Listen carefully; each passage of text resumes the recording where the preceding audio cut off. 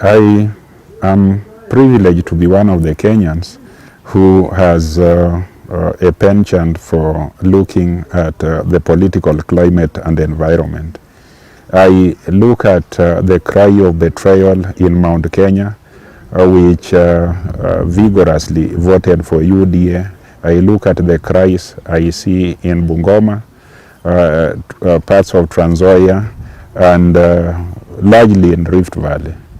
I think the administration that the Kenyans mistakenly or that were misled into putting into place is not equal to the challenges we have.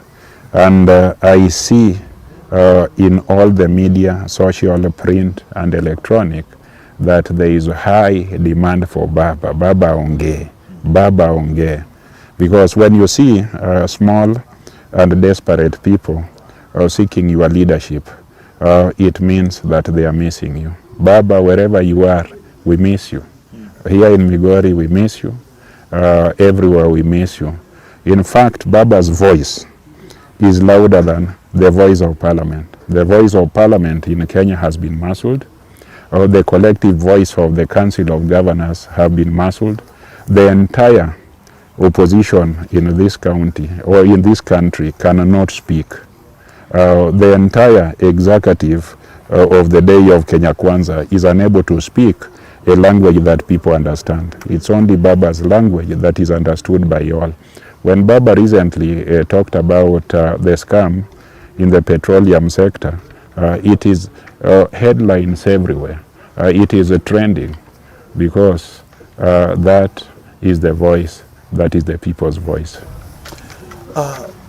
Still on the ODM issue, there are some runaway individuals, particularly from this region, the Nyanza region, people who are beneficiaries of the benevolence of the ODM party, you know, trying to, I mean,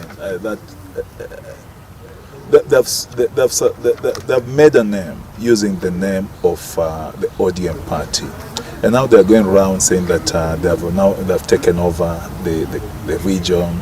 They're claiming that in South Nyanza they have registered quite a number of people to another party. Would you confirm or deny these allegations? I want to say that I am a leader who lives among his people. I live in this area, and I can assure you, whoever claims that he has moved the people away from ODM must be in dreamland. And when the dream is over and reality will hit that person, it will be such a painful reality that they'll not know what has hit them. What is happening is they are opportunists who towards every general election seek and deceive ODM that ODM should support them. Their agenda is to use the ODM platform to catapult themselves to leadership. And there are people who have never been associated with any kind of leadership. Political leadership is public service. Political leadership has the ultimate objective of delivering positive things to the people. The people expect that their lives will be transformed, but these are individuals who want to transform their individual lives through business connections, by ruling administration of the day, through patronage, by private and public companies, so that they can line their pockets.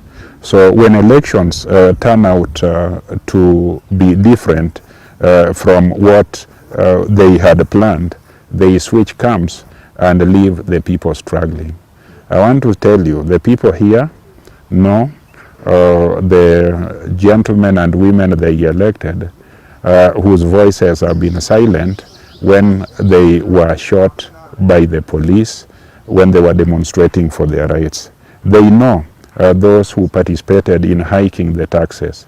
They know those who are encouraging development-based on political patronage, that you must go to State House to beg for development when the people have elevated you to a house, an august house, where you can speak and lobby colleagues for the collective welfare of the nation.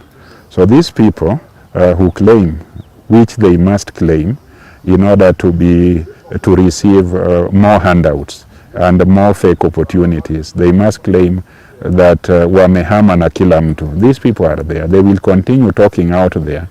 But when election time comes, they think they will come back to ODM and influence ODM using hizo ujanja zao and get the party patronage. This is why I am requesting everybody in Migori County to return to ODM, fix ODM, rejuvenate ODM, because this is where your voice is.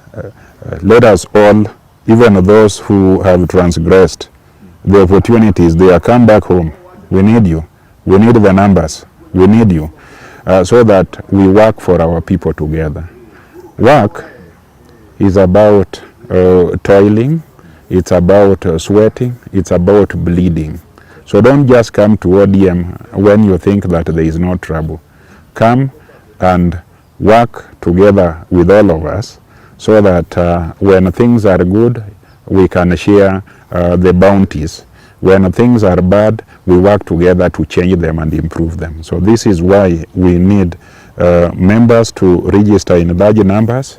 The KK administration of the day is sliding to oblivion every day, and we cannot allow a national vacuum where every warlord, where every chieftain can grab the instruments of power. A chieftain or a warlord whose ideology is unknown, who is riding on a tribal numbers, ethnic numbers, or who is basically a populist or a demagogue who wants to mislead people and create some social strife based on dynasty and some other wadogo. We just want a party, a good party whose ideology is clear, whose membership is clear, and a party which is available and accessible to all of us. In the words of the late, your former colleague, Otieno Kajwang, 2027 should be about loyalty and fidelity to the party. I think that is what should be happening starting now as we move forward towards 2027, because the ODM is a party that feels the people, talks about the people, and listens to the people. Now, moving to the other part of this interview is about your leadership here in Migori. How has it been for the last 1 year since you took over as the second governor of this great county of Migori? Well, thank you very much. I came into office under very challenging circumstances. Those circumstances are still there. I came into office when my county had challenges in terms of pending bills. The most critical pending bills were in the areas of medical supplies. We were indebted to KEMSA, the one that supplies most essential drugs, to a tune that was exceeding 110 million shillings. We also had needs at that particular time, so we paid off that, and we continued ordering for additional medicine or medical equipment and supplies, and being available to pay our people. When I came in, I also came in, and that is still a challenge, when the staffing levels had hit the peak. We could not recruit more staff because we had hit the peak that is permitted by regulation. A certain percentage of our expenditure must be chargeable in what is allowed as emolument. So we had hit that peak. The morale of the staff our staff was very low, and you know, staff is very key to the performance of a county, and most of them did not have leadership or commitment to serve the people of Migori. Now our staff's morale is back. They receive their payments or their salaries in time, and their capacity is being built. We had a county public service board that was very compromised and was immoral and irregular in their conduct.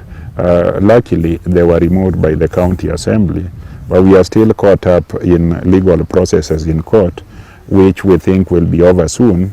And when we have, as we have now, a free county public service board to act on our behalf, we should be able to improve the morale of our staff and give them capacity to work for our people.